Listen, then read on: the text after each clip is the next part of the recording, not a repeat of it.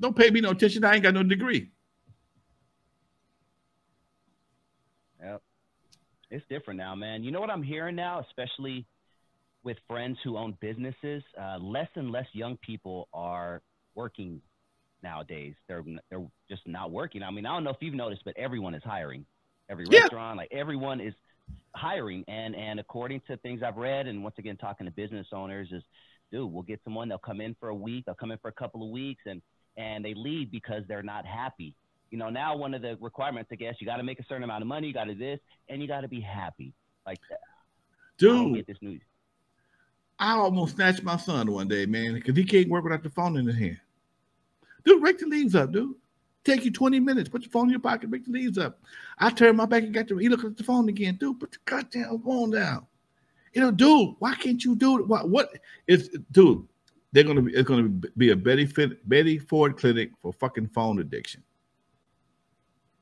Digital addiction will be a real, in the next 5 years, digital addiction will be a real diagnosis, and they're going to take your ass someplace and give you some drugs or give your ass some kind of treatment to get you off these goddamn phones. Trust me.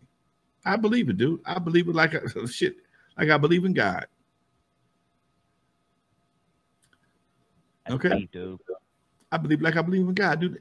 Because the addiction is too, they fight for your attention. And here I'm a grown ass man, and even I fight that shit sometimes, dude.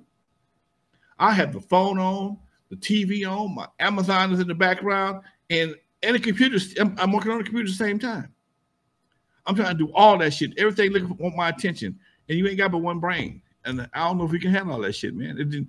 I'm watching kids. I'm at USC a lot. I'm at USC, man, and people don't look up at USC. They just walk. They don't look up. I'm watching them. They don't look up, dude. They cross the street. They don't look. A lot of them don't look up at all. They're damn near walking to each other. If they see your feet, they may move in. But other than that, they just on their phones. I've seen people almost get killed, walk across the street, looking at their phone. I watched a guy walk right in front of me. A guy was making a left turn from this way. I was here. A guy was walking, and he was walking against the light, but he was walking, and the car just missed him, and homeboy never looked up. The guy, as he passed him up, his eyes got big, my eyes got big, and homeboy never looked at it, nobody. Kept on walking. He was that far from dying, he'd have met God on the cell phone, and he'd never know what happened to him. That's real shit. Wow. That's real shit. And not only that, I see women like walking with their heads down. Like if I was a woman, I mean, even a man, I'm on all P's and Q's when I'm walking down the street because I know motherfuckers are crazy. So I'm not paranoid. I'm just alert. I'm not walking with my phone down. I see people like that all the time, and I just see easy victims right there. Dude. Yeah, man. All right, let's leave the niggaverse, man. Let's talk a little bit about the Lakers. The Lakers are doing pretty good right now. They just beat Golden State last night, and they're playing tomorrow. It's looking good so far. But I want to talk about Lonzo's memories of the early Lakers, man. Specifically the 80s Lakers, dude, when it was Magic, Kareem, Scott, Cooper, Kurt, what was his name? The white Kurt Rambis. Yeah, what was the vibe like in LA if you were a sports fan around that time, and in the entertainment business, you know, like you were, man? Talk to me about the Lakers in the 80s. The Lakers in the 80s, man, they kind of set the vibe. Magic set the vibe. You would go out to a club and see the Lakers after a game. No shit. Lakers played at the Forum in Inglewood back in the day. My boy Michael Williams had comedy in Leimert Park. You lead a game, they would win the game, lose the game, and there'd be 4 or 5 Lakers at a fucking table watching the comedy show. Okay. Magic, a lot of times you see Magic, Norm Nixon, Michael Cooper. Every once in a while, Jane Worthy would be up there, but those are like the main ones that you see hanging out. Okay, Kareem, you never saw Kareem hang out. Magic had a deal with the Lakers, and Magic had maxed out on his on the salary, and to give him more action and more money, one of his deals was they gave him the Forum. I think it was once or twice a year, and Magic's birthday is in August, and he would have the Magic Midsummer Nights. It was like an all-star party. He invited all the players out, man, and it would be parties all over the city. Most of them was given by him. And I never forget going to the Midsummer Night's Magic game, man, and I was standing by the tunnel. I had never seen so many women, so many beautiful women in some little tight-ass black dresses with no drawers on. It was literally no drawers. Nobody had no drawers. I see how they get in trouble. I see how they get in trouble. I see how they get in trouble, okay? Because you got a beautiful woman standing there calling your name, and first, you look up at it, there it is. After the game, baby! And it was like that, dude. I mean, because at one time, there was the Forum Club, and in the parking lot of the racetrack, there was a hotel. So a lot of the after parties we'd have parties after the game, man. You know, it was shit to do. It was a different vibe, man. It was just Lakers were very accessible. Okay, the Lakers were very accessible, and like I said, you go to the club and Magic be in the club, or Norm Nixon be in the club. Norm and Magic was everywhere. Okay, didn't see Worthy that much. Damn sure didn't see Kareem. Every once in a while, you would see what's my other boy name with the funny shot? Jamal Wilkes. Oh, yeah, there you go. Jamal. Yeah, every once in a while you see Jamal, but most of the time you saw Magic and Norm,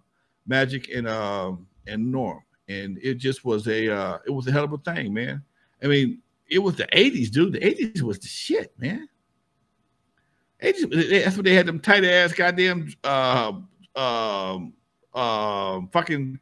They had them tight ass goddamn trunks on and shit. It was crazy. It was a different era. It was a different era, man. A lot of the players in the NBA, man, they would be coked up and shit. Half of them be drinking. They come to the game. Allegedly. Come to the game high in the motherfucker. Okay? Allegedly.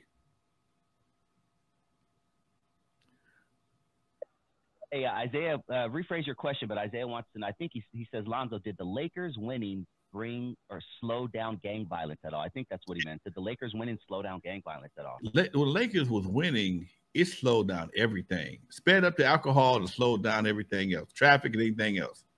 Before the Lakers moved to the Staples Center, I had a club on Manchester and Eucalyptus, and dude, traffic would be horrible. I mean, I couldn't get in or out of my club for God knows how long.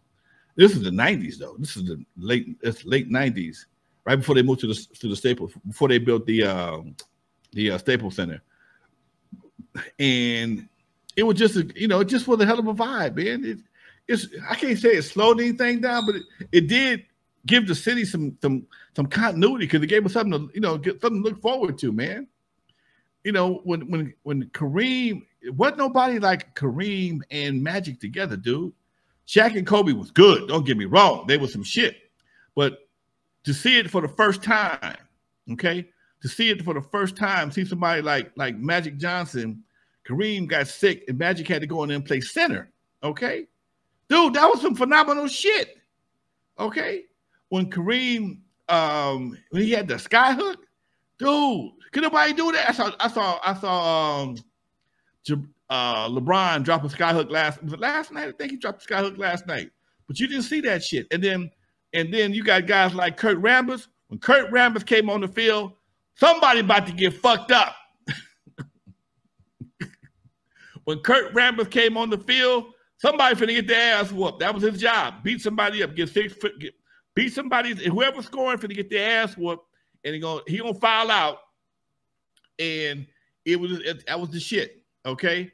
When Detroit came to town, Detroit and Boston didn't give a fuck about the Lakers. They didn't give a fuck.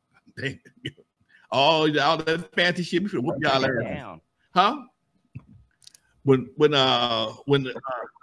break it down, dude. When Boston came to LA, or LA but to Boston, dude, it was a fight would break out on the court like it wasn't shit.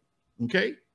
It was no big deal. It was nothing to see one of the Lakers and the Boston Celtics get into it, because Lambeer was a fucking thug for real. He was a thug in shorts. When Lambeer came to the court, somebody finna get their ass whooped. Okay, he didn't care. He was one of them white boys. He was a big white boy. Didn't care about somebody being black. I'm gonna kick your ass. I'm gonna kick your ass.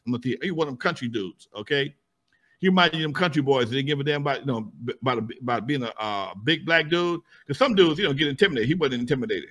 Okay, you had Lambeer, then you had the Chief, and you had Boston.